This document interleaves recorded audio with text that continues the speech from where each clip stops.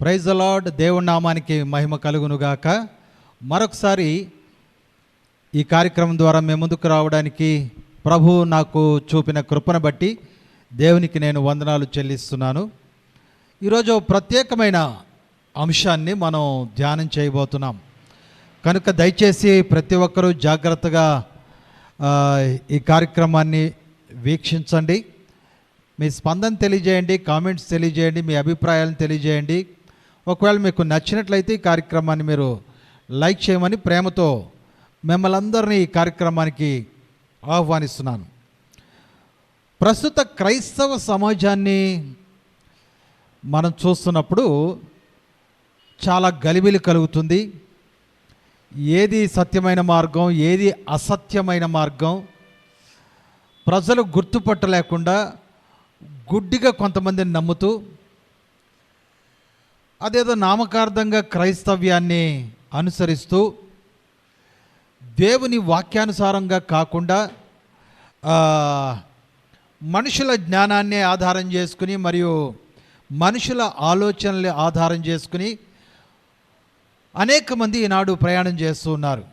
కనుక ఈరోజు కొన్ని లేఖనాలను మేము ముందు పెట్టి కొంత ఆలోచన క్రైస్తవ్యానికి కలిగించాలని ప్రభు చేత ప్రేరేపించబడి నేను ఈ కార్యక్రమానికి పూనుకున్నాను. ప్రియులారా, ఈరోజు ఈ యొక్క ధ్యానాంశానికి ఆధారంగా ఒక వాక్యాన్ని మనం ముందుగా చూసుకుందాం. వాక్యం లేకుండా మనం ఏది మాట్లాడినా సరే అది నిష్ప్రయోజనం. మార్కు సువార్త 1వ అధ్యాయం 3వ వచనం మీ కొరకు నేను చదువుతున్నాను. స్క్రీన్ పైన కూడా మీకు డిస్ప్లే చేయబడుతుంది. ప్రభు మార్గం సిద్ధపరచుడి, ఆయన త్రోవలు సరళము చేయుడని అరణ్యములో కేక వేయుచున్న ఒకని శబ్దము అని ప్రవక్త అని యెషయా చేత వ్రాయబడినట్లు భక్తుడైన యోహాను, బాప్తిస్మిచ్చు యోహాను గురించి వ్రాయబడిన మాట ఇది. అసలు యెషయా గ్రంథంలో మనం ఈ మాటను చూసినట్లయితే ఎడారిలో అని అక్కడ రాయబడింది. అరణ్యములు కేకలు వేయుచున్న ఒక శబ్దము. ప్రభు మార్గము సిద్ధపరచుడి, ఆయన త్రోవలు సరళము చేయుడి. అంటే ఆయన వస్తూ ఉన్నాడు. త్రోవలన్నీ కూడా సరళం చేయబడాలి, తిన్ననివి చేయబడాలి, సిద్ధపరచబడాలి. ప్రభు వస్తున్నాడు అని తెలియజేయడానికి ఈ మాట రాయబడింది. ప్రియులారా, ఈ వాక్యాన్ని ఆధారం చేసుకుని ఈనాటి క్రైస్తవ్యం చాలా వంకర టింకర అయిపోయింది. ఎవరికి ఇష్టం వచ్చిన వారు మార్గంలో వాళ్ళు ప్రయాణం చేస్తున్నారు. ప్రభు మార్గాన్ని విస్మరించిన వాళ్ళు అనేకులు, సరిదిద్దే వాళ్ళు కూడా చాలా తక్కువ మందిగా కనబడుతున్నారు. తప్పును తప్పుగా సరిదిద్దేవాళ్ళు కాకుండా తప్పును సమర్థించుకుంటూ మరియు కొంతమంది కప్పిపుచ్చుకుంటూ అదేం తప్పు కాదన్నట్టుగా ప్రయాణం చేసేవాళ్ళు చాలామంది ఉన్నారు. అందుగురించే ఈరోజు ఈ ప్రత్యేకమైన అంశం రాజకీయమా లేక క్రీస్తు రాజ్యమా. ఆనాడు ఏలియా భక్తుడు కూడా ఇజ్రాయేలీలతో ఎన్నాళ్ళ మట్టుకు మీరు 2 తలంపుల మధ్య తడబడుచూ ఉంటారు, ఒక తలంపులోనికి రండి. ఈనాటి క్రైస్తవ్యం కూడా దేవుని మార్గాన్ని విడిచిపెట్టి లేక మర్చిపోయి తమ కొరకు సొంత మార్గాల్ని ఏర్పాటు చేసుకుని ఆ మార్గాల్లో ఇదే క్రీస్తు మార్గం అని చెప్పేటట్టుగా అనేక మంది అమాయకుల్ని పాడు చేసేటట్టుగా ప్రయత్నాలు చేస్తూ నిస్సిగ్గుగా నిర్లజ్జగా, లజ్జ అంటే సిగ్గు లేకుండా అని అర్థం, నిర్లజ్జగా చాలామంది క్రైస్తవులమని చెప్పుకుంటూ సేవకులమని చెప్పుకుంటూ క్రీస్తు నామాన్ని అవమానపరిచేవాళ్ళు చాలామంది ఉన్నారు. కొంతమందికి కొన్ని సంగతులే అర్థం కావట్లేదు. ఆ సంగతుల్ని చేతబట్టుకొని తమకిష్టానుసారంగా మలుచుకొని తమ పబ్బం గడుపుకోవడానికి రాజకీయం చేసే క్రైస్తవ రాజకీయ నాయకులు సంఘాలలో బయలుదేరారు అంటే ఆశ్చర్యం లేదు. క్రైస్తవ ముసుగులు ఓ పక్క దేవుని వాక్యాన్ని బోధిస్తూనే ఓ పక్కన క్రైస్తవ పెద్దలమని చెప్పుకుంటూనే చాలామంది రాజకీయ నాయకులుగా, క్రైస్తవ రాజకీయ నాయకులుగా ప్రత్యక్షపరచబడుతున్నారు. ప్రియులారా, ఎందుకు నేను ఈరోజు ఈ అంశాన్ని తీసుకుని మేము ముందుకు వచ్చానంటే, ఈరోజు 2 తెలుగు రాష్ట్రాల్లో, అటు ఆంధ్ర ఇటు తెలంగాణ, ఈ 2 రాష్ట్రాల్లో కూడా ఈ మధ్యకాలంలో ఒక వాదం అత్యధికముగా ప్రబలుతూ ఉంది. ఆ వాదం ఏంటంటే, క్రైస్తవ్యం హింసించబడుతూ ఉంది, క్రైస్తవ్యం ద్వేషించబడుతూ ఉంది, క్రైస్తవ్యం హింసకు గురి కాబడుతూ ఉంది, క్రైస్తవ పక్షంగా మాట్లాడే వాళ్ళు ఎవరూ లేరు, న్యాయం తీర్చే వాళ్ళు ఎవరు లేరు కనుక క్రైస్తవ పక్షంగా మాట్లాడే పెద్దలు కావాలి, క్రైస్తవ పక్షంగా పోరాటం చేసే నాయకులు కావాలి. అది కూడా ఎక్కడ? చట్టసభల్లో క్రైస్తవ సేవకులు, క్రైస్తవ నాయకులు క్రైస్తవుల పక్షంగా పోరాటం చేయాలి. కనుక ఏదైనా ఒక మంచి క్రైస్తవ రాజకీయ పార్టీ ఉంటే చాలా బాగుంటుంది. ఆ పార్టీ తరపున ఎమ్మెల్యేలు, ఎంపీలు, అధికారులు బయలుదేరి చట్టసభల్లోనికి వెళ్ళి ఆ చట్టసభల్లో గళాన్ని విప్పి క్రైస్తవుల పక్షంగా న్యాయ పోరాటం చేసి క్రైస్తవులకు సవలతులన్నీ కూడా అందజేయబడేటట్లుగా పోరాటాలు చేయాలి అని చాలామంది బలమైన వాదన వినిపిస్తూ ఉన్నారు. అందులో ప్రముఖులు చాలామంది ఉన్నారు అనుకోండి. ప్రముఖులు విజయ్ కుమార్ గారు, వికేఆర్ అంటారు కదా, లైవ్ కార్యక్రమాలు చేస్తుంటారు. విజయ్ కుమార్ గారు, హనీ జాన్సన్ గారు, జాన్ బాబు గారు, అజయ్ బాబు గారు, అభినవ్ దర్శన్ గారు, ఇలా కొంతమంది ప్రముఖంగా వారు పోరాటాలు చేస్తూ, మతోన్మాదులతో పోరాటాలు చేస్తూ, సమాజంతో పోరాటం చేస్తూ, క్రైస్తవ రాజకీయ పార్టీ ఒకటి ఉంటే బాగుంటుంది, దాని ద్వారా చట్టసభల్లోకి వెళ్ళి పోరాటాలు చేయొచ్చని చాలా బలంగా నమ్ముతూ ప్రయత్నాలు చేస్తూ ఉండడాన్ని మనం చూస్తున్నాం. ఇటీవల కాలంలో మతోన్మాదులు క్రైస్తవులపైన దాడి చేస్తూ, ప్రవీణ్ పగడాల్ గారు తాగారన్నట్టుగా అనేకమైన వాటిని సృష్టించి ప్రభుత్వాన్ని ఒప్పించి క్రైస్తవ లోకం అంతా తాగుబోతు లోకం అని చెప్పడానికి అనేక రకాలైన ప్రయత్నాలు చేస్తున్నారు, మనం అందరూ చూస్తున్నాం. అదే ప్రకారంగా ఇట్లాంటి రాజకీయాలపైన ఆసక్తి కలిగి ఓ పార్టీ పెట్టి ఎమ్మెల్యేలను తయారు చేయాలి, ఎంపీలను తయారు చేయాలి, దాని ద్వారా పోరాటాలు చేయాలనుకుంటున్న కొంతమంది క్రైస్తవ నాయకులకు, అంటే పాస్టర్లకే వారు తెలివిగా వలపన్ని ఫోన్లు చేసి, మేము కూడా క్రైస్తవులమే, మా దగ్గర చాలా డబ్బు ఉంది కనుక మేము మీకు సహాయం చేస్తాం, మీకు గళం ఉంది, ధైర్యం ఉంది, స్థైర్యం ఉంది, మీరు వీరులు శూరులు, వారిని బాగా పొగిడి వారిని పడేసి ఆ తర్వాత మీరు మేము కలిసి ఫైట్ చేద్దాం, మా దగ్గర కావలసినంత ధనం ఉంది అని వీరికి వల విసరగా ఆ వాళ్ళు బహుతేక సేవకులందరూ కూడా పడి వారితో చేతులు కలిపారు.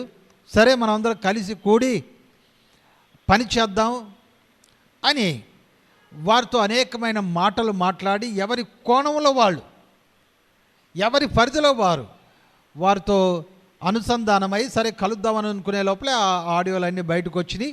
ఇది క్రైస్తవుల స్వరూపం, ఇదిగోండి చూడండి అని మతోన్మాదులు ఈ సేవకుల యొక్క మనోగతాలన్నిటిని, వారి మాటలన్నిటిని తెర ముందుకు తీసుకొచ్చారు. లక్షలాది మంది ప్రజలు వాటిని చూశారు. ఎవరి పందాలో వారు ఆలోచించుకుంటూ ఇది సరి అని కొంతమంది, కాదని కొంతమంది, మతోన్మాదులు మోసం చేశారని కొంతమంది రకరకాలుగా మాట్లాడుకోవడం ప్రారంభించారు. అయితే ఈరోజు నేను మూలాల్లోనికి వెళ్ళి ఈ సమస్యలన్నిటికీ కారణం ఏంటో దాన్ని నేను కూలంకషంగా ఈరోజు ఈ కార్యక్రమం ద్వారా చర్చించాలని ఆశపడుతున్నాను. మూలాల్లోనికి వెళ్ళి అసలు ఈ సమస్య ఎందుకు దాపురించింది మనకి? ఇదిగో ఈ సేవకులందరూ ధనాపేక్ష కలిగిన వాళ్ళు అంటున్నారు. ఈ ఎవరైతే వలబన్నారో వాళ్ళు నిజంగా మొట్టమొదటిగా నేను వారిని అప్రిషియేషన్ చేస్తున్నాను. కొంతమంది నిజ స్వరూపాలను బయటికి తీసుకొచ్చినందుకు. ఎవరైతే ఈ కార్యక్రమాలు చేశారో న్యాయబద్ధంగా మనం ఒప్పుకుందాం, వాళ్ళని మతోన్మాదులని, దుర్మార్గులని, రహస్యంగా ఏదో చేతగానోళ్ళు చేసినట్టు చేశారు, ఇట్లాంటివన్నీ న్యాయబద్ధంగా మనం చెప్పవలసిన మాటలు కాదు. ఇదే సంగతి ఒకసారి మనం హనీ జాన్సన్ గారు చేసినప్పుడు చప్పట్లు కొట్టాం అందరం కూడా. మతోన్మాది రాధవ్ మనోహర్ దాస్ యొక్క నిజ స్వరూపాన్ని బయటకు తీసుకొచ్చినప్పుడు అతను ఒక స్త్రీలోలుడని, చాలా అసభ్యంగా మాట్లాడేవాడని, స్త్రీల పట్ల చాలా అసభ్యంగా మాట్లాడేవాడని వలపన్ని హనీ జాన్సన్ గారు ట్రాప్ వేసినప్పుడు, హనీ ట్రాప్ వేసినప్పుడు ఆ హనీ ట్రాప్లో అతను పడ్డాడు. అప్పుడు మనందరం చప్పట్లు కొట్టాం. మనందరం కూడా రాధా మనోహర్ దాస్కి డిచ్కీ బాబా అని పేరు పెట్టాం. అందరూ సంతోషంగా పిలుచుకుంటున్నాం ముద్దుగా, డిచ్కీ బాబా, డిచ్కీ బాబా అని. మనం చాలా ఆనందపడ్డాం. హనీ జాన్సన్ గారిని మనం అప్పుడు ఎవ్వరూ ఖండించలేదు, మతోన్మాది అనలేదు, ఇలా రహస్యంగా క్రైస్తవులు ఇట్లాంటి పనులు చేయకూడదు అని అనలేదు. అయితే ఇప్పుడు మాత్రం ఇదిగో మతోన్మాదులు రహస్యంగా ఇట్లాంటి పనులు చేశారని చాలామంది నిందించేవాళ్ళు ఉన్నారు. నేను ఆ కోవకు చెందినవాడిని కాదు. నిజంగా ఎవరైతే ఈ కార్యక్రమం చేశారో వాళ్ళని అప్రిషియేట్ చేస్తున్నాను. కొంతమంది క్రైస్తవుల అసలు స్వరూపాన్ని, నిజ స్వరూపాన్ని బయటికి తీసుకొచ్చారు. అయితే ఈరోజు సమస్య రావడానికి కారణం, అంటే మనం నవ్వుల పాలు కావడానికి కారణం ఏంటో వెతుక్కుంటూ కొంత మూలల్లోనికి నేను వెళ్ళాలని ఆశపడుతున్నాను. అలా అని పడిపోయిన వాళ్ళందరినీ నేనేం ఎగతాళి చేయట్లేదు. ఒకవేళ వారు నాకు ఫోన్ చేస్తుంటే నేను కూడా ఇదే రకంగా పడేవాడినేమో. ఎందుకంటే ఎవరైనా సరే మనం సమస్యల్లో ఉన్నప్పుడు ఎదుటి వ్యక్తి ఫోన్ చేసి ఈ సమస్యలకు పరిష్కారం చేపిస్తానంటే సర్వసాధారణంగా నమ్ముతాం. ఎందుకంటే క్రైస్తవ యొక్క ప్రత్యేకమైన ఒక లక్షణమే నమ్మిక, విశ్వాసం, ప్రేమ. అన్నిటినీ నమ్మను అని వాక్యంలో రాయబడింది కనుక ప్రేమతోనే కొన్ని విషయాలు మనం నమ్ముతాం. అలాగే ఇంకొక మాట కూడా మనం మైండ్లో పెట్టుకోవాలి. మనము పావురం వలె నిష్కపటంగా ఉండాలి నిజమే, కానీ పాము వలె వివేకంగా కూడా ఉండాలి. ప్రతి మాటను కూడా పరీక్షించాలి, అబ్జర్వ్ చేయాలి, చాలా జాగ్రత్తగా ఉండాలి, మెలకువ కలిగి ఉండాలి. ప్రభు ఈ మాట పదే పదే మనకు చెప్పాడు గనక ఏమరపాటుగా ఉంటే ఇప్పుడు వీరి వలె మోసపోతాం. ఒక్కొక్కరు ఒక్కొక్క విధానంలో మోసపరచబడ్డారు. అభినవ్ దర్శన్ ఒక రకంగా మోసపరచబడితే విజయ్ కుమార్ గారు మరొక రకంగా మోసపరచబడ్డారు. జాన్ బాబు గారు మరొక రకంగా మోసపరచబడ్డారు. ఎవరికి వారే చెప్పుకుంటున్నారు మేము నీతిమంతులం, మేమేం తప్పు చేయలేదని. అయితే నేను వరుస క్రమంలో సిరీస్లో వీటి గురించి మాట్లాడినప్పుడు ఎవరెవరు ఏ ఏ పొరపాట్లు చేశారో రాబోయే దినాల్లో అటువంటి పొరపాట్లు మరలా జరగకుండా ఈరోజు ప్రారంభ సిరీస్లో మూలంలోనికి వెళ్దాం. ప్రారంభంగా మూలంలోనికి వెళితే చాలా జాగ్రత్తగా మనం ఆలోచిస్తే, విశ్లేషిస్తే కొన్ని సత్యాంశాలు బయటపడతాయి. ఇక పైన మనం ఇలాంటి వలల్లో పడకుండా జాగ్రత్త పడిన వారం అవుతామని ఈ కార్యక్రమం ద్వారా నేను మీ ముందుకు వచ్చాను. ప్రియులారా, క్రైస్తవులకు రాజకీయం అవసరమా? క్రైస్తవులకు రాజకీయం అవసరమా అంటే అవసరమే అంటున్నారు కొందరు. జరుగుతున్న పరిస్థితులను బట్టి మన కొరకు ప్రజాప్రభుత్వంలో వాదించేవారెవరు, పోరాటం చేసేవారెవరు, మన గురించి యుద్ధం చేసేవారెవరు?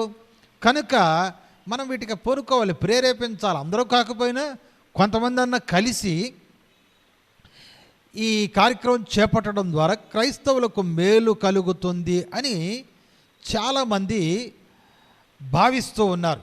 అందులో అంటే ఈ కాలానికి సంబంధించి ఇటీవల కాలంలో దానికి ప్రత్యేకంగా నాంది పలికిన వ్యక్తి ఎవరంటే అద్దంకి రంజిత్ తోఫీర్ గారు. ఆయన ఒక పార్టీని స్థాపించారు, ప్రజాబంధు అనే నేషనల్ పార్టీని స్థాపించారు. దాన్ని అనేక సంవత్సరాలుగా కొనసాగిస్తున్నారు. అనేక దెబ్బలు తగిలినా, డిపాజిట్లు కోల్పోయినా నేటికి కూడా పట్టు వదలని విక్రమార్కుల్లాగా ప్రయత్నం చేస్తూనే ఉన్నాడు. ఆయన వాదన ఆయనది. అనేక మంది దైవజనులు దాన్ని ఖండించినా కూడా తన వాదాన్ని ఆయన సమర్థించుకుంటూ ఇది సరైన పద్ధతే, క్రైస్తవ్యానికి గళం కావాలి, అది కూడా చట్టసభల్లో క్రైస్తవులు పరిపాలించాలి, క్రీస్తు పరిపాలనకు ముంగుర్తుగా క్రైస్తవులు కూడా పరిపాలించాలని ఆయన ఆయన ఆయన పందాలో ఆయన తన వాదాన్ని సమర్థించుకున్నాడు. ఆ తదుపరి వికేఆర్ గారు కానీ, తర్వాత హనీ జాన్సన్ గారు కానీ, జాన్ బాబు గారు కానీ ఈ వాదాన్ని సమర్థించారు. అవును, నిజమే, తప్పులేదు, క్రైస్తవ పార్టీ అవసరము, క్రైస్తవులు పక్షంగా మాట్లాడే వాళ్ళు అవసరం, ఎమ్మెల్యేలు అవసరము, ఎంపీలు అవసరము, చట్టసభల్లో మాట్లాడే అధికారులు ఖచ్చితంగా అవసరమని చాలామంది దీన్ని సమర్థిస్తూ ప్రయత్నాలు కూడా ప్రారంభించారు. ప్రవీణ పగడాల మరణం తర్వాత ఇది చాలా తీవ్ర రూపం దాల్చింది. ఎట్లాగైనా సరే ఓ పార్టీ స్థాపించాలి. అయితే మనందరికీ ఉన్న సమస్య ఏంటంటే డబ్బు. ఎందుకంటే పార్టీ పెట్టాలంటే దేశంలో డబ్బు కావాలి, పార్టీని బలోపేతం చేయాలంటే డబ్బు కావాలి, రాజకీయంగా బలపడాలంటే డబ్బు కావాలి. అయితే ఈ వ్యక్తులందరూ డబ్బు లేని వాళ్ళే గనక ఉన్న దాంట్లోనే కష్టపడుతూ ఎవరైనా ఫైనాన్సర్స్ దొరుకుతారేమో అని ప్రయత్నాలు చేస్తున్న సందర్భంలో మతోన్మాదులు వలబన్నారు. ఆ వలలో అందరూ చిక్కారు. ఏ ఒక్కరు కూడా బ్రతికించబడలేదు, అందరూ చచ్చారు. అయితే ప్రియులారా, ఈరోజు ఈ సందర్భంగా నన్ను అడిగితే ఒకవేళ క్రైస్తవ నాయకత్వం కావాలా, చట్టసభల్లో క్రైస్తవుల పక్షంగా మాట్లాడేవాళ్ళు మన క్రైస్తవులు ఉండాలా, సేవకులు ఎమ్మెల్యేలుగా ఎంపీలుగా పోటీలు చేసి గెలిచి క్రైస్తవులకు ఏదైనా చేయాలా, ఏదైనా మేలులు చేయాలా, బైబిల్ గ్రంథం దీన్ని సమర్థిస్తూ ఉందా అన్న విషయాలు ఆలోచించినప్పుడు నేను సుదీర్ఘంగా బైబిల్ గ్రంథాన్ని ధ్యానం చేసి ఈ విషయమై దీన్ని నేను తీవ్రంగా విభేదిస్తూ ఉన్నాను.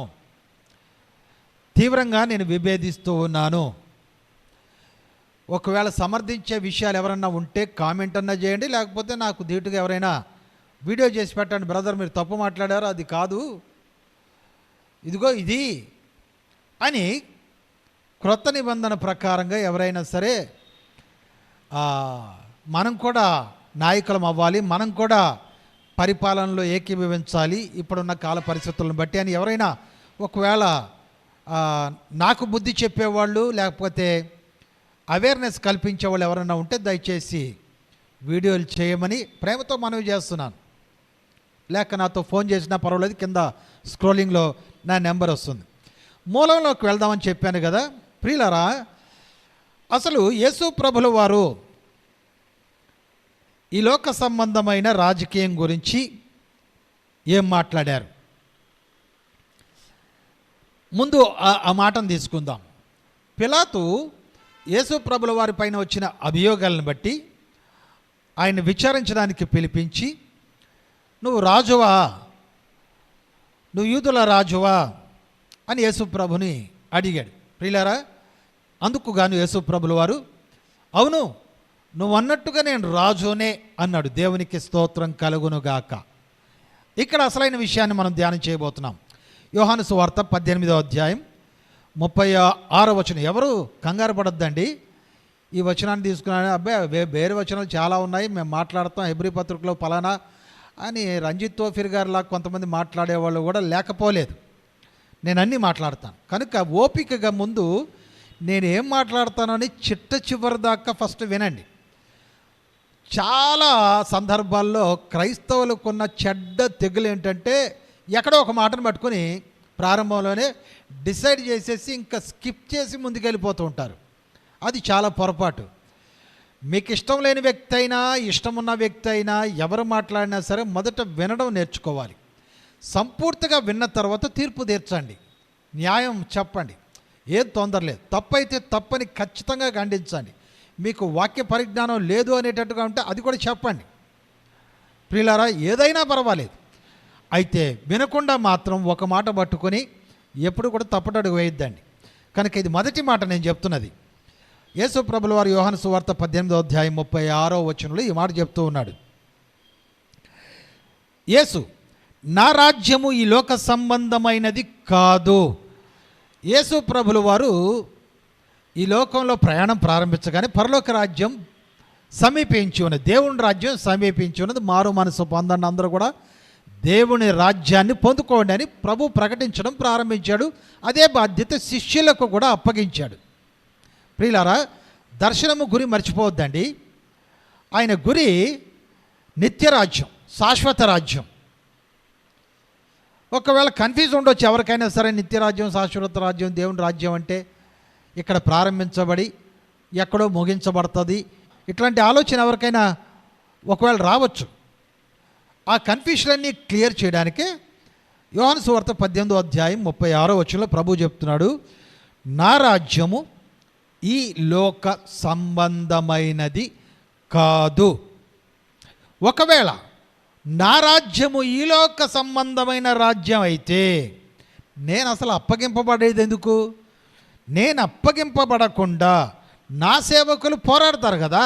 రాజ్యం కోసం పోరాటం అయితే, సింహాసనం కోసం పోరాటం అయితే వ్యక్తి ఉండాలి కదా. అప్పగింపబడితే ఆ వ్యక్తే లేకపోతే రాజ్యం ఎట్లాగా?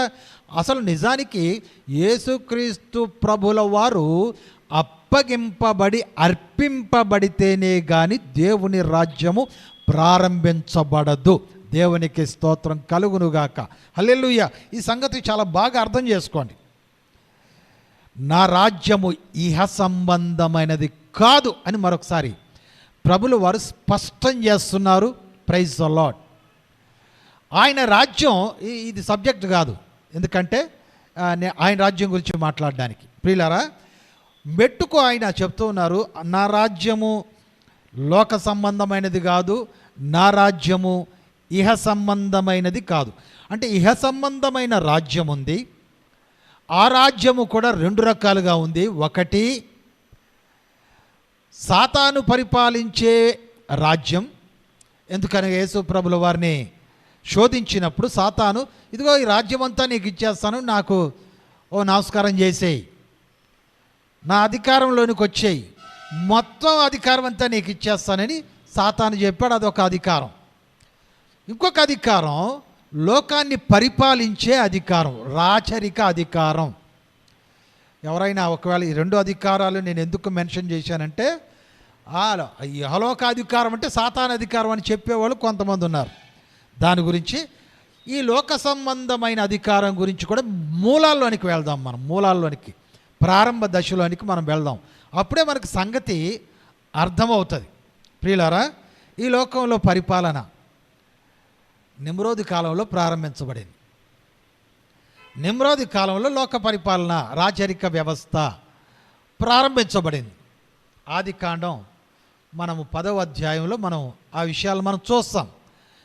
ప్రియులారా, అయితే క్రైస్తవ లోకంలో మీన్స్ ఇజ్రాయేలీల్లో కూడా ఒక రాచరిక వ్యవస్థ ప్రారంభ దశ ఉన్నది. ఇజ్రాయేలీల్లో కూడా రాచరిక వ్యవస్థ ప్రారంభ స్థితి, దాని దగ్గరికి మనం వెళ్దాం. మొదటి సమూయేలు గ్రంథం 8వ అధ్యాయం 4వ వచనంలోనికి వచ్చి చూసినట్లయితే, ఇజ్రాయేలు ప్రజలు తమను ఏలడానికి ఒక ప్రత్యక్షమైన రాజు కావాలని కోరుకున్నారు. ప్రత్యక్షంగా మా ఎదురుగా ఉండి మమ్మల్ని నడిపించేవాడు, మమ్మల్ని హెచ్చరించేవాడు, మాకు బుద్ధి చెప్పేవాడు, మా పక్షంలో యుద్ధం చేసేవాడు, మమ్మల్ని ధైర్యపరిచేవాడు, మాకొక రాజు ఉండాలి, ఆయన ఏలుబడిలో మేము సాగాలి అని అనుకున్నారు. ఇప్పుడు 5వ వచనంలో నుంచి దాన్ని వ్యక్తపరుస్తూ సమూయేలు దగ్గర చెప్తున్నారు, చిత్తగించుము, నీవు వృద్ధుడవు, నీ కుమారులు నీ ప్రవర్తన వంటి ప్రవర్తన గలవారు కారు కనుక సకల జనుల, ఈయన ప్రవక్త, సమూయేలు ప్రవక్త గారు, ఎంతకాలం ఆయన ఆధ్వర్యంలో వీళ్ళు నడిచారు. అయితే కుమారులు సరైన వాళ్ళు కాదు. ఇక పైన నడిపించబడ్డానికి వీళ్ళు ప్రవక్తను కోరుకోవట్లేదు, యాజకుడిని కోరుకోవట్లేదు. ఎవరిని కోరుకుంటున్నారంటే చూద్దాం. సకల జనుల మర్యాద చొప్పున మాకు ఒక రాజుని నియమింపు. అప్పటికే కొన్ని రాజ్యాలు ఉన్నాయి. సకల జనుల మర్యాద, లోక మర్యాదను అనుసరింపక అంటాడు రోమపత్రికలో అపొస్తలుడైన పౌలు. మీరు ఈ లోక మర్యాదను అనుసరించక అంటాడు. అయితే ఇజ్రాయేలీలు ఇక్కడ సమస్త జనుల లోక మర్యాద చొప్పున, అప్పటికే చుట్టుపక్కల ఉన్న వారందరికీ కూడా రాజులను తయారు చేసుకునే వాళ్ళు ఆ పరిపాలనలో ముందుకు సాగుతూ ఉన్నారు. ఇజ్రాయేలు ప్రజలు కూడా సమూయేలు దగ్గరకు వచ్చి, మాకు ఒక రాజును తయారు చేయవయ్యా, రాజును నియమించయ్యా, అతడు మాకు న్యాయము తీర్చును, అతడు మమ్మల్ని నడిపించును అని సమూయేలుతో అన్నారు. ప్రియులారా, 6వ వచనం, మాకు న్యాయం తీర్చుటకై రాజును నియమింపమని వారు అనిన మాట సమూయేలు దృష్టికి అనుకూలంగా లేదు, ప్రతికూలంగా ఉంది. బాధపడ్డాడు సమూయేలు, కూడా బాధపడ్డాడు. ఉంది కనుక సమూయేలు యెహోవాకు ప్రార్థన చేశాడు, ప్రభువా ఏంటి నాయన ఈ ప్రజలు అని. సమూయేలు దేవునికి ప్రార్థన చేశాడు. రాజును కోరుకుంటున్నారు నాయన, పరిపాలన కోరుకుంటున్నారు నాయన, రాజరిక వ్యవస్థను కోరుకుంటున్నారు ప్రభువా అని దేవుని దగ్గర మొరపెట్టినప్పుడు 7వ వచనంలో అద్భుతంగా ఉంటుంది ఆ మాట, చూడండి ప్రియులారా. అందుకు యెహోవా సమూయేలునకు సెలవిచ్చినదేమనగా, జనులు నీతో చెప్పిన మాటలన్నిటి ప్రకారంగా జరిగించు అని చెప్తున్నాడు. అంటే ఒప్పుకున్నాడా ఆయన? పై చూపులకు అలాగే కనబడుతుంది కదా, ఒప్పుకున్నాడా? కాదు ప్రియులారా, వారు నిన్ను విసర్జించలేదు కానీ తమ్మును ఏలకుండా నన్నే రాజుగా విసర్జించారు. ఎంత భయంకరమైన మాట. ఒకవేళ ఈరోజు రాజకీయ నాయకులు కావాలనుకున్న ప్రియ సేవకులారా, రాజకీయం మనకు కావాలి, చట్టసభల్లో గొంతులిప్పి మాట్లాడేవాళ్ళు కావాలి, మనం ప్రొటెక్ట్ చేసే ఇంకొకటి ఎవడో మనకు కావాలి అని కోరుకుంటే నా ప్రియ సహోదరి సహోదరులారా, ఈ మాటను చాలా జాగ్రత్తగా ఆలోచించండి. దేవాదేవుడు తన ప్రజలు కోరుకున్నాడు కనుక వారు కోరుకున్న కోరికలను తీర్చడానికి తన మనసు చంపుకొని మనోవేదనతో బాధపడుతూ ఎంత భయంకరమైన మాట చెప్పాడో ఈరోజు మీకు అర్థమైతే ఈ లోకరాజ్య మహిమలన్నిటిని కూడా మీరు విసర్జిస్తారు. ఆయనే నాకు, నా ఇంటికి, నా సంఘానికి రాజు. నేను ఊపిరాడితే ఆయన పేరు, నేను ఊపిరి తీస్తే ఆయన పేరు, ఎందుకంటే నాకు ఊపిరిచ్చిందే ఆయన గనక. ఆయన నాకేం నిర్దేశించాడో దాని గురించే అహర్నిశలు నేను ఆలోచించాలి, ప్రయత్నించాలి, ప్రయాసపడాలి, చావాలి అని ప్రతి ఒక్క సేవకుడు విశ్వాసి ఆలోచించాలి. కానీ సమూయేలు దృష్టికి ప్రతికూలంగా అని అక్కడ రాయబడింది. అనుకూలం కాదు, ప్రతికూలం. సమూయేలు దృష్టికి ప్రతికూలంగా ఉన్న విషయం ఈరోజు నీకు అనుకూలంగా మార్చుకొని నువ్వు గద్దెక్కేయాలని, నువ్వు రాజైపోవాలని, ఒక రాజ్యాన్ని స్థాపించేయాలని, ఈ లోకరాజ్యంలో కలిసిపోవాలని ప్రయాసలు పడుతూ మతోన్మాదులు వేసిన ఆ తేలికపాటి వలల్లో పడి కొట్టుమిట్టాడుతూ చేపల్లాగా సమర్థించుకోవడానికి వేరే డైలాగులు అన్నీ కూడా చెప్పుకుంటూ క్రైస్తవ్యాన్ని తప్పు మార్గంలోనికి, ప్రియులారా, యోహాను యేసుప్రభుల వారి కంటే ముందెందుకు వచ్చాడో తెలుసా? మార్గము సిద్ధపరచడానికి, ప్రజల్ని హెచ్చరించడానికి, ఆయన వైపు త్రిప్పడానికి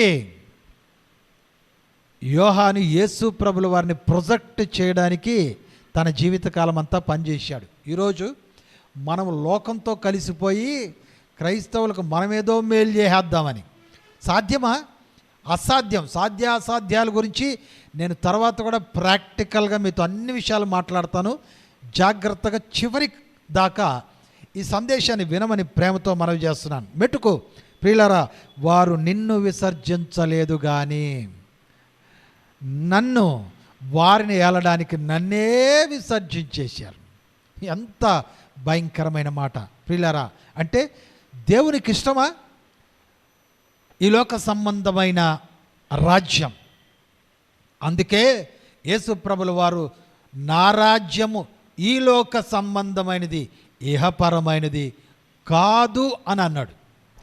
బుద్ధి లేని అనేక మంది సేవకులైనబడిన వారందరూ కూడా వక్ర మార్గాల్ని తయారు చేసుకుంటున్నారు. యోహాన్ అయితే మార్గాలని సరళం చేయబడాలని ఆయన ప్రయత్నం చేస్తే ఈ వంకర కాళ్ళు కలిగిన వాళ్ళందరూ, వంకర బుర్ర కలిగిన వాళ్ళందరూ కూడా రకరకాలుగా దేవుని వాక్యాన్ని తమ కొరకు ట్విస్ట్ చేసుకుని ప్రియులారా తమ రాజ్యాన్ని భూమి మీద స్థాపించాలి అనుకుంటున్నారు. సైతాను పక్షంగా, సైతాను యొక్క ఆ చెరలో చేరి లేక వలలో చేరి తప్పుడు సందేశాన్ని ప్రజల్లోనికి పంపిస్తున్నారు. ప్రజలు కూడా బాధల్లో ఉండి, నొప్పిలో ఉండి, వేదనలో ఉండి, హింసలో ఉండి, అవును మన కొరకు ఎవడన్నా మాట్లాడేవాడు కావాలనుకుంటున్నారు. మన కొరకు మాట్లాడేవాడు పైన తండ్రి కుడిపార్శ్వమందు ఆసీనుడై ఉండి నిరంతరము ప్రార్థన విజ్ఞాపనలు చేస్తూ ఉండగా దేవునికి స్తోత్రం కలుగునుగాక.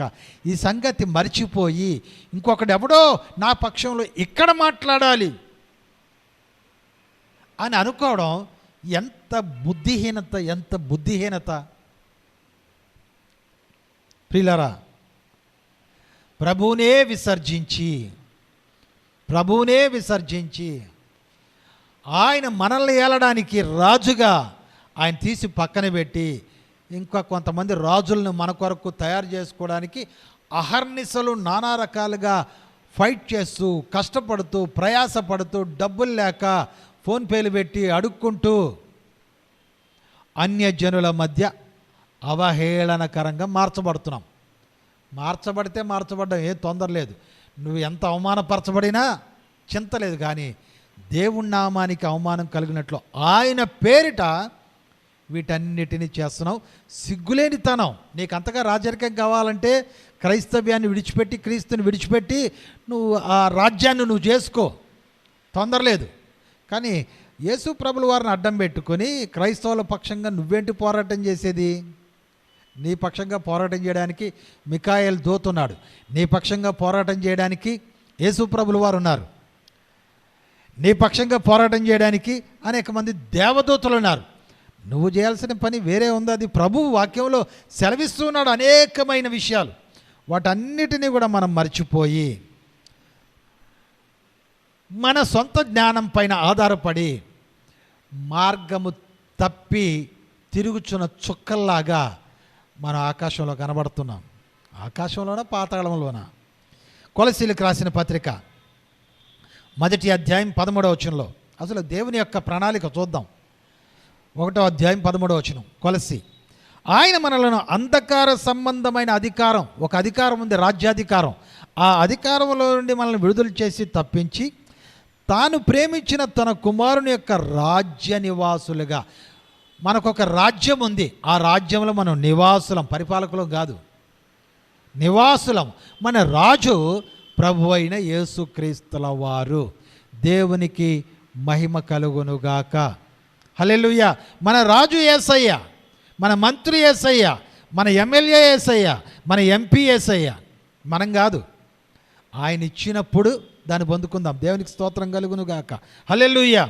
అయితే ప్రియులారా, యేసు ప్రభుల వారు ఈ లోక సంబంధమైన రాచరికాన్ని ఎలా తృణీకరించారో ఆ విషయాన్ని కూడా యోహాను సువార్త 6వ అధ్యాయం 15వ వచనంలో చూద్దాం.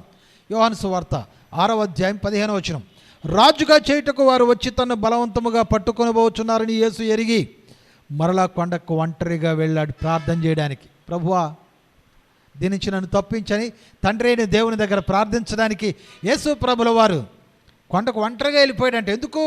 జనాలందరూ మీద పడిపోయి ఈయనకి భలే క్వాలిటీస్ ఉన్నాయి, భలే మాట్లాడుతున్నాడు, అద్భుతంగా పోరాటం చేస్తున్నాడు, రాజుకు కావలసిన ప్రతి లక్షణమైన కొన్నది కనుక ఈయన మనల్ని పరిపాలించాలి అని వీళ్ళందరూ యేసు ప్రభును రాజుగా చేయడానికి బలవంతంగా పట్టుకోవాలని అనుకున్నారంట ప్రజలు. యేసు ప్రభుల వారు ఏదైతే తృణీకరించి చేత్కరించుకొని ఈ లోక సంబంధమైన రాజ్యం నాది కాదురా బాబు అని ఆయన పరిగెత్తుకొని ఒంటరిగా ఆ యొక్క కొండకు ప్రార్థన చేయడానికి వెళ్ళాడు. ఆయన విడిచిపెట్టేసిన దానికోసం మనం ప్రాకులాడుతూ, మనం పరుగులు పెడుతూ నేను ఎమ్మెల్యే అంటే నేను ఎమ్మెల్యే. హాస్యాస్పదం ఏంటంటే వాళ్ళు ఫోన్ చేసి తెలివిగా, చాలా తెలివిగా సహోదర ప్రేమ కూడా ఎట్లాంటిదో తెలియచేయడానికి ప్రజలకి చాలా విషయాలు బయలుపరిచారనుకోండి. దేవునికి స్తోత్రం కలుగునుగాక. బహుశా దేవుడే దీన్ని పూనుకుని కొంతమంది నిజ స్వరూపాలన్నీ బయటకు తీసుకురావడానికి దేవుడే ప్రయత్నం చేశాడేమో నాకు తెలియదు.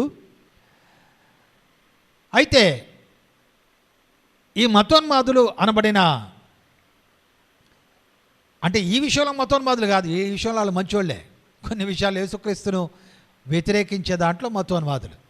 ప్రియులారా, వీళ్ళపైన అనేక రకాలైన బాణాలు వేశారు. సహోదర ప్రేమ విషయంలో కూడా ఈ వ్యక్తి అలా కదా, ఆ వ్యక్తిని చేస్తే బాగుంటుంది కదా, మీరు సెక్రటరీగా ఉంటే బాగుంటుంది కదా అంటే అబ్బే అలా కాదండి, తెలంగాణ ఆయనకండి, ఆంధ్ర నాకండి, తమిళనాడు ఈయనకండి, మొత్తం పైదే కావాలి కానీ కిందదో ఏమాత్రం వద్దు. యేసు ప్రభుల వారు రాచరికాన్ని తృణీకరిస్తే ఆ రాచరికం పొందుకోవడానికి, దాన్ని అనుభవించడానికి వాళ్ళు అన్ఫిట్ అండి. అతని గురించి మీకు తెలియదండి, తర్వాత మాట్లాడతానండి. ఈ హనీ జాన్సన్ అలాంటి వాడు మీకు తర్వాత చెప్తాను. అలా కాదు, ఈ జాన్ బాబు అంత నాలెడ్జ్ లేదండి, అతను అంత బుర్ర లేదండి, అతనికి అంత తాకత్తు లేదండి, కనుక నేను చెప్తానండి తర్వాత చెప్తాను అంటే దానికంతా నేనే ఫిట్ అన్నట్టుగా ఎవడికి వాడు సొంత డప్పులు వేసుకుంటూ ఈ రాజరికం నాకంటే నాకు అని నానా రకాలైన ప్రయాసలు పడిన ఆ స్థితిగతులు మనం ఆ వీడియోస్లో, ఆ ఆడియో లీక్ వీడియోస్లో మనం చూసాం. గమనిస్తున్న ప్రియ జనాంగమా, ఈ మాటలు వింటున్న నా ప్రియ సేవకులారు ఎవరైతే వలలు పడ్డారో వాళ్ళను కూడా నేను సంబోధించి చెబుతున్న మాటలు ఏంటంటే, యేసు ప్రభుల వారు ఈ లోక సంబంధమైన రాజరికాన్ని ఆయన గెంటి వేసి పరలోక సంబంధమైన రాజరికాన్ని గురించి ఆయన మాట్లాడుతూ ఉన్నాడు. ప్రియులారా, అపోస్తల కార్యం మొదటి అధ్యాయం 6వ వచనం. అపోస్తల కార్యం మొదటి అధ్యాయం 6వ వచనంలో, కాబట్టి శిష్యులు కూడి వచ్చి యేసు ప్రభు దగ్గరికి వచ్చారు. వాళ్ళకు కూడా ఉంది ఆశ, ఎవరికాడే రాజ్యాలు పనిచేసుకుని పాలించుకుందామని. ప్రభు, ఈ కాలం ముందు ఇజ్రాయేలుకు రాజ్యము మరలా అనుగ్రహించదవా? ఒకప్పుడు ఇజ్రాయేలీలు పరిపాలించారు కదా, దావీదు పరిపాలించాడు, యెహోషాపాతు పరిపాలించాడు, సొలొమోను పరిపాలించాడు, మేము కూడా అలాగే పరిపాలించేయడానికి మాకు అధికారం ఇస్తావా నాయనా అని శిష్యులు కూడా యేసు ప్రభుల వారి దగ్గరకు వచ్చారు లోక సంబంధమైన ఆ రాజ్యం గురించి అడగడానికి. దానికి ఆయన జవాబు 8వ వచనంలో చూడండి.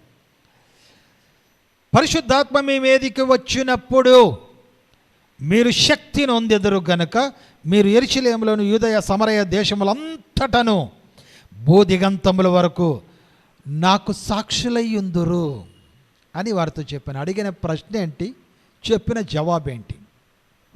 బాగా గమనించండి. వీళ్ళు ఏం ప్రశ్న అడిగారు ప్రియులారా? రాజరిక ప్రశ్నని అడిగారు. ఇజ్రాయేలీలకు రాజరికాన్ని ఇస్తావా నువ్వు? అప్పట్లో ఉన్నట్టు ఇప్పుడు కోల్పోయాం కదా, ఇప్పుడు మరలా రాజరికాన్ని ఇస్తావా, మేము పరిపాలించవచ్చా అని అడిగితే ఆయన అసలు దాన్ని పట్టించుకోకుండా దాన్ని వదిలిపెట్టి, మీరు వేచి ఉండండి, పరిశుద్ధాత్మను పొందుకున్న తర్వాత మీరందరూ భూదిగంతముల వరకు నాకు సాక్షులై ఉంటారు. ఈ బాధ్యతను క్రైస్తవ లోకానికి దేవుడు అనుగ్రహించిన వరం.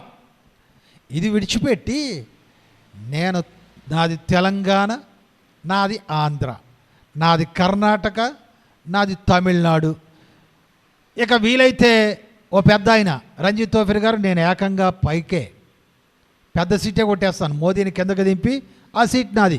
ఇది నేను చెప్పట్లేదు, గడిచిన కొంతకాలం క్రిందట వీడియోలను మీరు అతను పరిశీలించినట్లయితే ఏకంగా పెద్దదానికే ఎసరు పెట్టాడు ఆయన. నేను ప్రధానమంత్రి సీట్లో కూర్చుంటాను, మొత్తం దేశాన్ని పరిపాలించేస్తాను. అందుకు కాదు యేసయ్య నిన్ను పెట్టింది. దీని గురించే జఫన్య శాస్త్రి గారు ఓసారి కొన్ని చురకలు రంజిత్ తోఫిర్ గారిని ఉద్దేశించి కొన్ని మాటలు, చక్కటి మాటలు చెప్పారు ఆయన. ఎందుకంటే మనోళ్ళు రాజు అంటే దావీదు రాజరికం చేయలేదా, దానియేలు రాజరికం చేయలేదా, యేసేపు రాజరికం చేయలేదా, కనుక నేను కూడా ప్రధానమంత్రి అయిపోతాను అని చెప్పేవాళ్ళు కొంతమంది ఉన్నారు. బాబు, నువ్వు రాజు అయిపోవడానికి నువ్వు యాజకుడు, దేవుడు నీకు ఒక బాధ్యతను అప్పచెప్పాడు. ఆ బాధ్యత ప్రకారంగా నువ్వు దేవుని సేవ చేస్తూ ఇంకో పొరపాటు మాట అన్నారు, అది కూడా నేను దాన్ని ఖండిస్తున్నాను. జఫన్యా శాస్త్రి గారు చెప్పిన మాటను నేను ఖండిస్తూ ఉన్నాను. ఏంటంటే, నీ సంఘంలో ఎవరైనా పెద్దల్ని ప్రోత్సహించి వాళ్ళని పెట్టు, మంచిదే. చట్టసభల్లో మన ఎమ్మెల్యేలు ఎంపీలు ఉండడం మంచిదే, మన సంఘంలో ఉన్న వాళ్ళని ప్రోత్సహించి దాంట్లో పెట్టండి. కానీ యాజకులారా, మీరు యాజకత్వం చేయండి, దేవుని పని చేయండి అని ఆయన గద్దించారు. దాని గురించి నేను మాట్లాడతాను మరలా, ఎందుకంటే దీనికి ఆటంకం అవుతుంది. అది దాన్ని అట్లా జ్ఞాపకం పెట్టుకోండి. మన సంఘాల్లో ఉన్నవాడు కూడా ఎమ్మెల్యే కావడానికి వెళ్ళలేదు, నేను ఒప్పుకోను. యేసు నామములో మన సంఘాల్లో ఉన్నవాళ్ళు కూడా ఎమ్మెల్యేలు ఎంపీలు కాకూడదు. అది తర్వాత చెప్తాను. మెట్టుకు దానికి ఈ మార్కు బాబు మరి తర్వాత మన రంజిత్ తోఫిర్ గారు ఇద్దరు కూర్చుని ఈ టాపిక్ని ఎత్తుకున్నారు. జఫన్య శాస్త్రి గారు టాపిక్ ఎత్తుకున్నారు. వెంటనే వాడెవడండి, వాడు వేదవా, వాడు బచ్చా, వాడికి వాడిని నేర్పించినోడు బచ్చా అని ఇంకా ఆయన పందాలు తిట్ల దండకం, తిట్ల పురాణం ఎత్తుకొని ఆయన ఖండిస్తూ షాలేం రాజు గారి గురించి, షాలేం రాజు గారి గురంటే ఆయన కాదు, ఆయన కూడా పార్టీ పెట్టేస్తానని ఈ మధ్యకాలంలో అన్నట్టున్నాడు. ఎందుకంటే ఇప్పుడు అందరికీ పార్టీలు పిచ్చి పట్టింది, అందరూ నాయకత్వాలు పిచ్చి పట్టింది, అందరికీ ఎమ్మెల్యేలు ఎంపీలు పిచ్చి పట్టింది. ఈ సైతాను ఎట్లా భ్రమ కలిగించాడో కానీ సేవకుల్లో ఈ ఆలోచన పుట్టించి క్రైస్తవ్యాన్ని పాటు చేయాలని ప్రయత్నాలు తీవ్రంగా చేస్తున్నాడు. ఈ సందేశం చాలామందికి కనువిప్పు కావాలి. షాలేం రాజు అంటే మెల్కీసెదెకు, దేవునికి స్తోత్రం కలుగునుగాక. మెల్కీసెదెకు స్టోరీ ఎత్తుకొని, మెల్కీసెదెకు రాజు ప్లస్ యాజకుడు. ఈ బచ్చాగాడికి తెలియదు, వీళ్ళేమో పాత నిబంధన పట్టుకొని ఏలాడుతున్నారు, మనమైతే కొత్త నిబంధన పట్టుకొని ఏలాడుతున్నాం. మనం మెల్కీసెదెకు క్రమములో మనం రాజులం అని. ప్రియులారా, మెల్కీసెదెకు క్రమంలో మనం రాజులమా? ఎక్కడ రాయబడింది? ఆయన రాజు, యేసు ప్రభుల వారు రాజు. ఈ లోకం అయిపోయిన తరువాత ఆయన రాజ్యము ప్రారంభించబడుతుంది. సింహాసనం పైన ఆసీనుడై ఉండి ఆయన పరిపాలన చేస్తాడు. ఇప్పుడు ఆత్మరూపిగా ఉండి ఆత్మ సంబంధమైన ఒక రాజ్యములో ఆయన పరిపాలన చేస్తున్నాడు ఇప్పుడు మనల్ని. భౌతికంగా కాదు, భౌతికంగా అతి త్వరలో ఆయన రాజ్యం రాబోతుంది. ఆయన అప్పుడు భౌతికంగానే దావీదు సింహాసనం పైన కూర్చుని యెరూషలేములో ఆయన రాజ్య పరిపాలన చేయబోతున్నాడు. ఆయనతో పాటు కొంతమంది సింహాసనాలు ఎక్కబోతున్నారు. అప్పుడు ఆయన రాజ్యం, ఆ షాలేం రాజుతో అప్పుడు మనం రాజులం. కానీ ఈ లోకంలో యాజకుడు యాజకుడే, వాడు రాజు అయిపోయి రాజు యాజకుడు అవ్వాలని ఎక్కడుంది? పోనీ బైబిల్ గ్రంథంలో, నూతన నిబంధన గ్రంథంలో ఏ శిష్యుడు రాజైపోయి అటు రాజుగాను ఇటు యాజకుడుగాను కొనసాగాడు? అంటే మనకు నోరుంది కదా అని బై అని మీదడిపోయి సత్యాన్ని వంకరొంకరగా తిప్పేసి మన ఇష్టానుసారంగా చెప్పేసుకుంటే అది సత్యం కాదు. ఒకవేళ ఈ మాటలు చూసి రంజిత్ తోఫీర్ గారు హెచ్చరిస్తున్నాను నేను, ఒకవేళ నన్ను వెధవా గిదవా అని పిచ్చి పిచ్చిగా మాట్లాడితే తర్వాత నేను కూడా స్థాయి దిగిపోయి పిచ్చి పిచ్చిగా మాట్లాడాల్సి వస్తుంది. హెచ్చరిక, జాగ్రత్త. అయితే ప్రియులారా, నాకు కావాల్సింది ఆయన షాలేము రాజు నిరంతరము మెల్కీసెదెకు క్రమములో ఆయన యాజకుడై ఉండి 2-3 అధ్యాయులు క్లియర్గా చదవండి. అక్కడ ఎక్కడైనా సరే ఆయన యాజకత్వం గురించే రాయబడింది, ఆయన అర్పణ, ఆయన బలి ద్వారా. ఇంకా చెప్పాలంటే క్లియర్గా హెబ్రీ పత్రిక 6వ అధ్యాయం 20వ వచనం చదవండి. హెబ్రీ పత్రిక 6వ అధ్యాయం 20వ వచనం. నిరంతరము మెల్కీసెదెకు క్రమము చొప్పున, ఇదే కదా రంజిత్ తోఫీర్ గారు చెప్పారు, ప్రధాన యాజకుడైన యేసు అందులోనికి మనకంటే ముందుగా మన పక్షమున ప్రవేశించెను. దేవునికి స్తోత్రం కలుగునుగాక. ఎందులోనికి ప్రవేశించాడు ఆయన? వాగ్దానంలోనికి. వాగ్దాన సంబంధమైన నిరీక్షణ ఏదైతే మనకు కలిగి ఉన్నామో దాంట్లోకి ఆయన ప్రవేశించాడు. పరలోకంలో ప్రవేశించి సింహాసనం ఆసీనుడయ్యాడంట. ప్రియులారా, హెబ్రీ పత్రిక 9వ అధ్యాయం 24వ వచనంలో, అందువలన నిజమైన పరిశుద్ధ స్థలమును పోలి హస్తకృతమైన పరిశుద్ధాలయంలో క్రీస్తు ప్రవేశించలేదు, కానీ ఇప్పుడు మన కొరకు దేవుని సముఖమందు కనబడుటకు పరలోకమందే ప్రవేశించెను. దేవునికి స్తోత్రం. మనకంటే ముందుగా ఆయన పరలోకంలో ప్రవేశించాడు, మన పక్షమున ముందుగా ప్రవేశించాడు. అంటే మనం కూడా ప్రవేశిస్తాం అందులోనికి. మన పక్షముగా ప్రధాన యాజకుడైన అని రాయబడింది అక్కడ 20వ వచనంలో. ప్రధాన యాజకుడైన మెల్కీసెదెకు క్రమము చొప్పున ప్రధాన యాజకుడైన యేసు అందులోనికి మనకంటే ముందుగా మన పక్షమున పరలోకంలో ప్రవేశించాడు. ఆ వాగ్దానాన్ని మనకు అనుగ్రహించడానికి దేవునికి స్తోత్రం కలుగునుగాక. ఇందులో ఎక్కడుంది మనం ఈ లోకంలో పరిపాలన చేయాలని? ఇక్కడ ఈ లోకంలో మనం యాజకులుగా ఉండాలి, 50-50గా ఉండాలని, యాజకులుగా ఉండాలని, పరిపాలన చేయాలని. ఈ 2-3 అధ్యాయులు హెబ్రీ పత్రికలు ఎక్కడుంది? ఆ దైవజనుడికి కౌంటర్ ఇస్తూ ఆయన వెధవా, ఇంకొకటి అని ఇష్టానుసారంగా నోరు పారేసుకుని మాట్లాడడానికి. అంటే నీకు తిమ్మిరిగా ఉంది ఇక్కడ ఎమ్మెల్యే చేయాలని, ఎంపీ చేయాలని, ప్రధానమంత్రి చేయాలని. దానికోసం వాక్యాన్ని ఇష్టానుసారంగా తిప్పేసుకుని అసలు దేవునికి ఈ లోక సంబంధమైన పరిపాలనే ఇష్టం లేదు. నా రాజ్యం ఈ లోక సంబంధమైనది కాదు, ఇహ సంబంధమైనది కాదు అని చెబుతూ పరలోక రాజ్యాన్ని మనకు పరిచయం చేస్తూ అందులో మనం ప్రవేశించాలని ఆ బాధ్యతను మనకు అప్పచెప్పి ప్రతి ఒక్క ప్రజల దగ్గరికి దాన్ని తీసుకెళ్ళి లోకంలో ఎవ్వడూ కూడా నశించిపోకుండా అందరూ కూడా అందులో చేరాలని దాని కొరకు ప్రయాసపడమని మనకు ఆ బాధ్యతను అప్పచెప్పితే క్రీస్తు రాజ్యాన్ని అడ్డం పెట్టుకుని నీ రాజ్యాన్ని ఈ లోకంలో నీ పప్పులు ఉడికించుకోవడానికి ఈ లోకంలో రకరకాలైన ప్రయత్నాలు చేయడం ఎంతవరకు న్యాయం, ఎంతవరకు సమంజసమని ప్రేమతో నేను ప్రశ్న వేస్తున్నాను, మనవి చేస్తున్నాను. ప్రియులారా, ప్రభు భూదిగంతముల వరకు ఆయన సాక్షులుగా మనల్ని ఉండడానికి ఆయన మనల్ని ఏర్పాటు చేశాడు, పిలుచుకున్నాడు. ఈ లోకంలో రాజరికాలు చేయడానికి మనల్ని ఆయన పిలుచుకోలేదు. ఎందుకంటే ఈ లోక సంబంధమైన రాజ్యము ఆయనది కాదు గనుక, ఈ లోక సంబంధమైన కార్యాలతో మనకు పని లేదు గనక, దైవ సంబంధమైన పరలోక కార్యాలతోనే మనకు పని గనక. ప్రియులారా, 1 కొరింథీయుల పత్రికలో అపోస్తలుడైన పౌలు 6వ అధ్యాయం 10వ వచనంలో ఈ మాట చెప్తున్నాడు. దొంగలైనను, లోబులైనను, త్రాగుబోతులైనను, దోషకులైనను, దోచుకొని వారైనను దేవుని రాజ్యమునకు వారసులు కానేరరు. ఇంకో మాట కూడా చూడండి. మత్తయి సువార్త 24వ అధ్యాయం 7వ వచనంలో రాకడ సూచనలు చెప్తూ ప్రభు చెప్తున్నాడు, జనం మీదకి జనమును, రాజ్యం మీదకి రాజ్యము లేచును. ఈ రెండు విషయాలను బట్టి ఈనాటి రాజకీయ వ్యవస్థను గురించి కొన్ని మాటలు మీతో చెప్పాలని ఆశపడుతున్నాను. ఉపలాడబడిపోతున్నారు కదా, మనం రాజులం అయిపోవాలి అని. జఫన్యా శాస్త్రి గారు పాస్టర్లు వద్దు కానీ విశ్వాసులను ప్రోత్సహించండి అంటున్నాడు. నేను అది కూడా వద్దంటున్నాను. ఎందుకో తెలుసా? రాజకీయం అంటేనే కుళ్ళు, రాజకీయం అంటేనే కుతంత్రం, రాజకీయం అంటేనే మోసం, రాజకీయం అంటేనే వ్యభిచారం, రాజకీయం అంటేనే కంపు.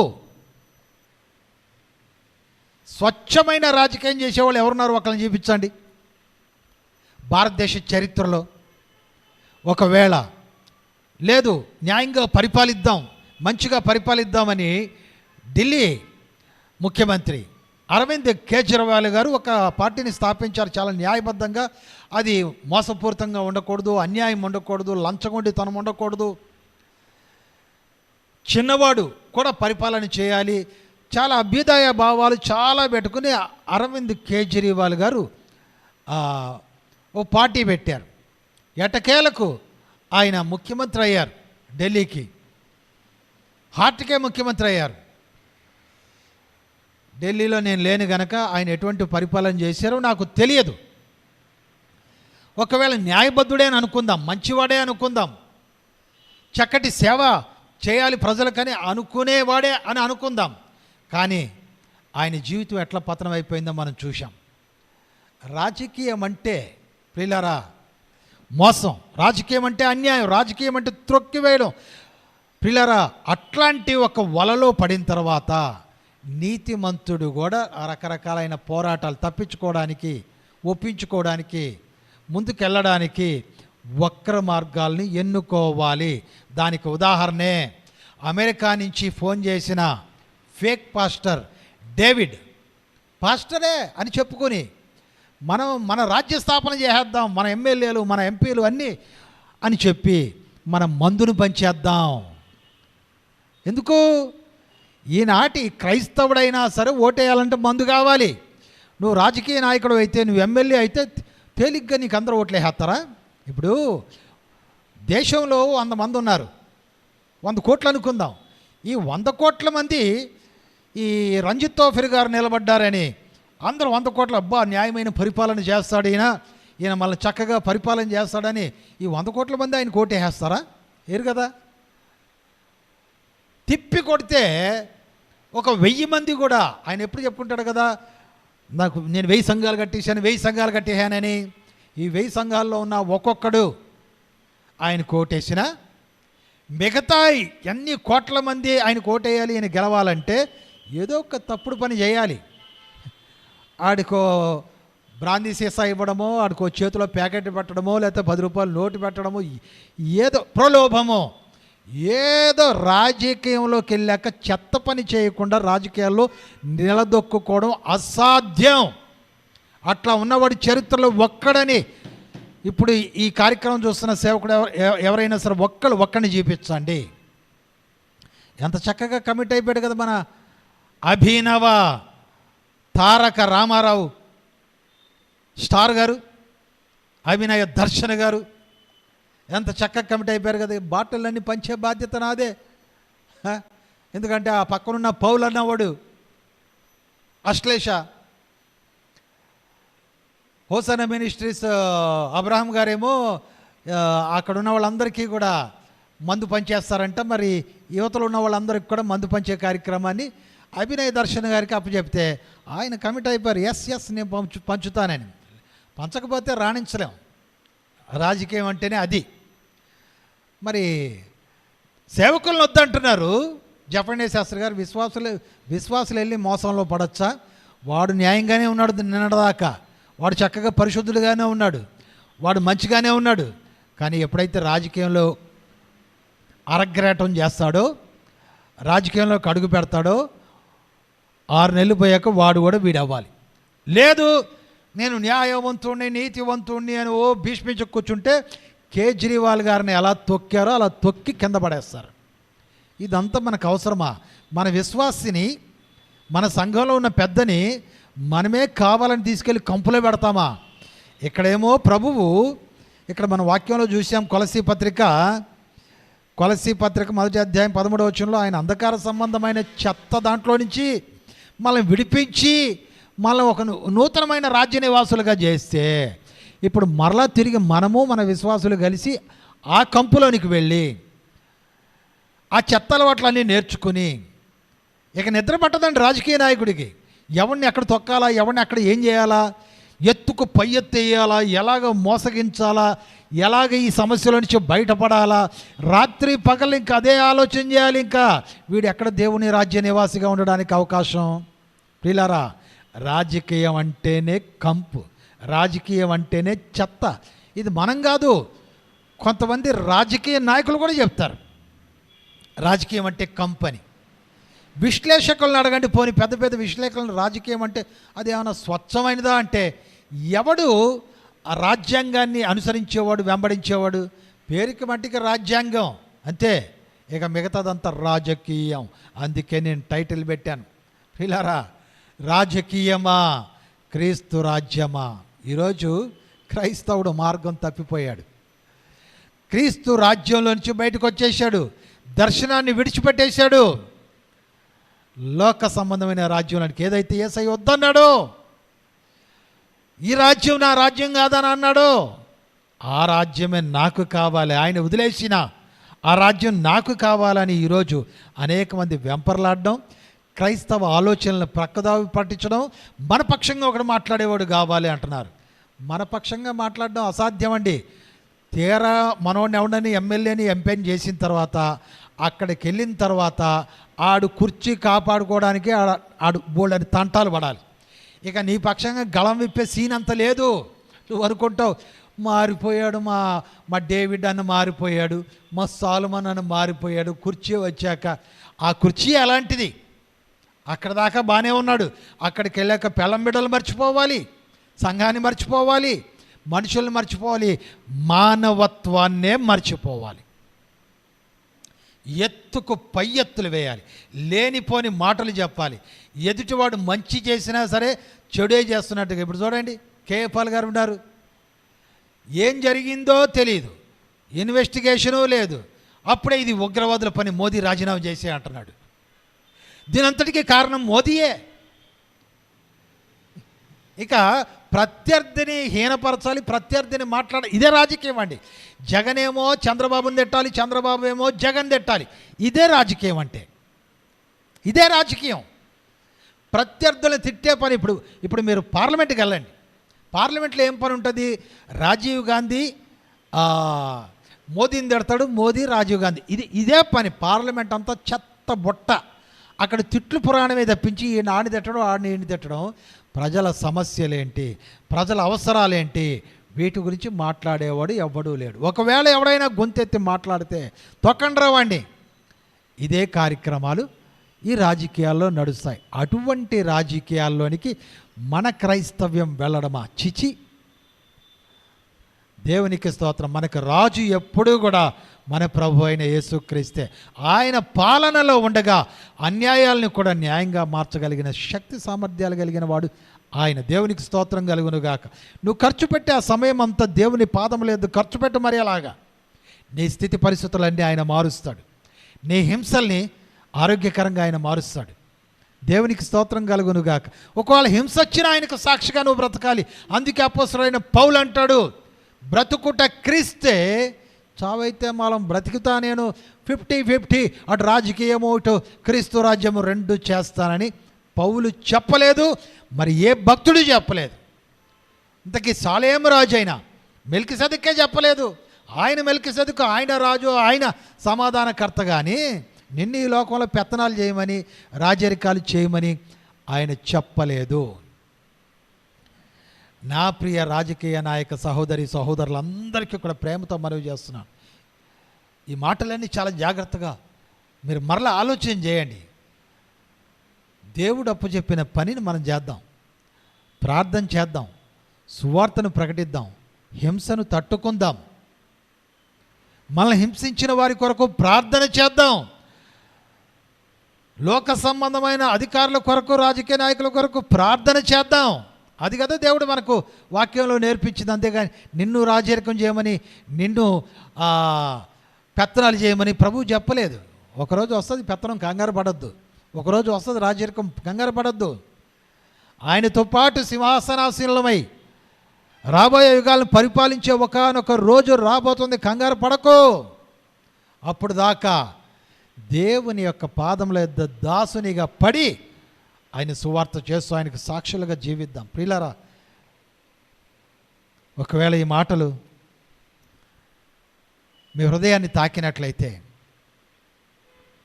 ఈ మాటల ద్వారా నువ్వు ప్రేరేపించబడిన వాడవైతే ఈ మార్గంలో నుంచి బయటికి రా, ఈ రాజకీయాల్లో నుంచి బయటికి రా, ఈ పోరాటాల్లో నుంచి బయటికి రా. దేవుడు ఒప్పజెప్పిన పోరాటంలో ముందుకు సాగుతూ, నీ పోరాటం ఈ లోక సంబంధమైంది కాదు. నువ్వు అంధకార సంబంధమైన నాదులతోనూ దెయ్యాలతోనూ సాతానుతోనూ మన పోరాటం. ఆ పోరాటంలో మనం బిజీ అయిపోదాం. దేవునికి స్తోత్రం కలుగునుగాక. అప్పుడు ఎవడు మనల్ని మోసం చేయలేడు. ఈరోజు చూడండి, చిన్న చిన్న పనికి వాళ్ళందరూ కూడా పెద్ద పెద్ద క్రైస్తవ నాయకులు అనబడిన వారిని చిత్తు కింద ఓడిచేస్తున్నారు. అవి కూడా నేను సిరీస్లో మాట్లాడతాను. సమర్థించుకోవద్దండి. తప్పును ఒప్పుకొని విడిచిపెట్టేవాడు ధన్యుడని వాక్యంలో రాయబడింది. నువ్వు చేసే ఏ తప్పైనా సరే, అవును ప్రభువా, నువ్వు ఇచ్చిన దర్శనాన్ని నేను విడిచిపెట్టేశానయ్యా, నీ మార్గాన్ని నేను విడిచిపెట్టేశానయ్యా, నువ్వు రెండవసారి రావాల్సిన మార్గాన్ని సరళం చేయాల్సిన బాధ్యత నా మీద ఉండగా నా రాజ్యం కట్టుకోవడానికి ప్రయత్నం చేస్తున్నాను. ఎంత సిగ్గుచేటుకరమైన విషయం ప్రభువా, దయతో నన్ను క్షమించని ప్రజల ముందు ఒప్పుకుని అటువంటి మార్గాల్ని విడిచిపెట్టి క్రీస్తు మార్గంలోనికి వచ్చే ప్రేమతో విజయ్ కుమార్ గారిని, అభినయ్ దర్శన్ గారిని, అజయ్ కుమార్ గారిని, జాన్ బాబు గారిని ప్రభు ప్రేమతో పిలుస్తున్నాడు. ఆయన గాయపడిన హస్తాలు చాచి విడిచిపెట్టేయండి అవన్నీ కూడా. లేకపోతే ప్రభు మిమ్మల్ని విడిచిపెట్టే ఒక రోజు వస్తుంది, మీరెవరో నాకు ఎప్పుడు తెలియదు అంటాడు ఆయన. మత్తయి సువార్త 7వ అధ్యాయంలో రాయబడిన మాటల ప్రకారంగా మీరెవరో నేను ఎన్నడూ ఎరుగను అంటాడు. ఆ పరిస్థితి రాకముందే కళ్ళు తెరవండి, రాజకీయాన్ని విడిచిపెట్టండి, క్రీస్తు రాజ్యంలోనికి వచ్చేయండి. క్రీస్తు రాజ్యం కొరకు అవసరమైతే ప్రాణమిద్దాం. దేవాదేవుడు అట్టి కృప మనకు అనుగ్రహించి తన కృపల మనల్ని నడిపించునుగాక. ఆమేన్. ప్రార్థన చేస్తాను. ప్రేమ నమ్మకము కలిగిన మా పరమ తండ్రి, పరిశుద్ధ దేవానికి స్తోత్రాలు.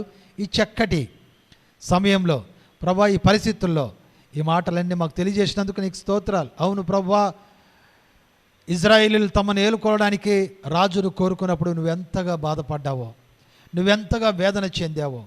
ఈరోజు మేము రాజులం అయిపోవాలి, మేము కూడా చట్టసభల్లోనికి వెళ్ళి ఏదో మేమే క్రైస్తవులకు మేలు చేయాలని ప్రయత్నం చేసే మా ఆలోచన భగ్నం చేయబడునుగాక. మీరు మాకు రాజుగా ఉండగా పరలోకం నుంచి ప్రతి ఈవి మాకు అనుగ్రహించబడుతుందని నమ్మే కృప ప్రతి ఒక్క నాయకునికి, ప్రతి ఒక్క విశ్వాసికి మీరు అనుగ్రహించండి. దర్శనంలో నుంచి తొలగకుండా ఆ దర్శన మార్గంలో మేము ప్రయాణించడానికి కృప చూపించి సహాయం చేయమని, ఈ లోక సంబంధమైన రాజ్యంలో నుంచి ప్రభు అతి త్వరలో మేము విమోచించబడి నీ రాజ్యంలోను శాశ్వత సభ్యునిగా ప్రయాణించడానికి మీరే కృప చూపించి నడిపించి మహిమ పొందమని, నీ ఆత్మశక్తి ద్వారా ఈ మాటలను అర్థం చేసుకోవడానికి ప్రతి ఒక్కరికి కూడా ఆ జ్ఞానము కృప అనుగ్రహించి నడిపించమని యేసు పరిశుద్ధ నామములో స్తుతించి ప్రార్థించి వేడుకుంటున్నాము తండ్రి. Amen, amen, amen. ప్రియులారా, ఇది నేను ఇంకా మాట్లాడతాను, ఇంకా అనేక విషయాలు. మరి మతోన్మాదులు పన్నిన వల, ఆ వలలో పడిన మరి అనేక మంది దైవ సేవకులు వారి సమర్థించుకునే విధానం, ఇవన్నీ విషయాలను కూడా నేను సిరీస్లో మాట్లాడతాను. ప్రియులారా, ఎదురు చూడండి. ఈ యొక్క ఛానల్ మీరు సబ్స్క్రైబ్ చేసుకోండి, ఇతరులకు షేర్ చేయండి, మీ అభిప్రాయాలను కామెంట్ రూపంలో తెలియజేయండి, లైక్ చేయండి. దేవుడు మిమ్మల్ని దీవించునుగాక. God bless you. Praise the lord.